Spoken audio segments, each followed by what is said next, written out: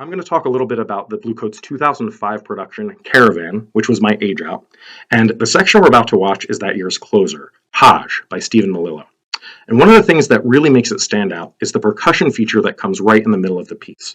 When you watch it, you'll see members of the pit not only playing tabla drums, but also wearing mics to pick up their vocals, because tabla is a drumming tradition that comes from India, and it is unique in that it has a spoken language of syllables that align with the pitches the drums are playing.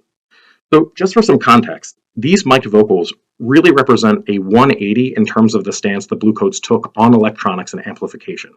These days, the Corps is known for being a pioneer of sound design and pushing sonic boundaries in the activity, but when those rules changes were being discussed 20 years ago, Bluecoats came out firmly against them, to the point where our Suvi booth had a shirt in the early 2000s that said, "Electronics and amplification, not now, not ever."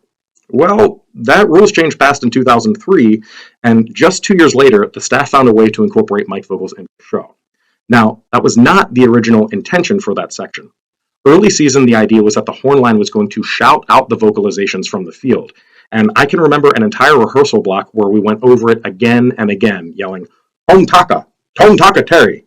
And besides that just sounding a little bit ridiculous, it was also really difficult to make out what we were saying from the stands, and it's just not the way the language of tabla should be performed. So, I think the decision to bring those vocals to the pit winds up being a real lesson in what good designs teams do when something isn't working.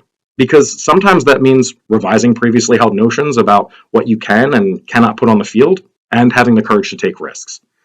Now, one of the other things I absolutely love about Hajj as a closer is that in a program loaded with interesting and cool content, the final minute is jam-packed with really big effect moments.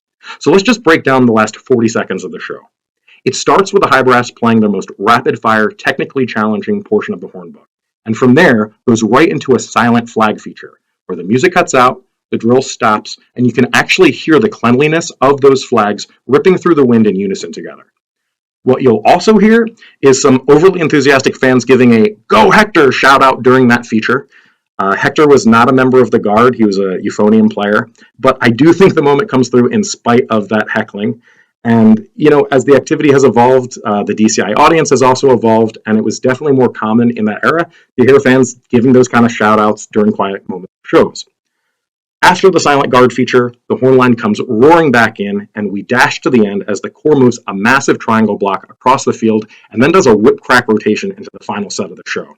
Seriously, check out those mellophones literally running to make their spots at the end. It still gives me goosebumps 17 years later. So, enjoy Hajj and Bluecoats 2005 show, Caravan.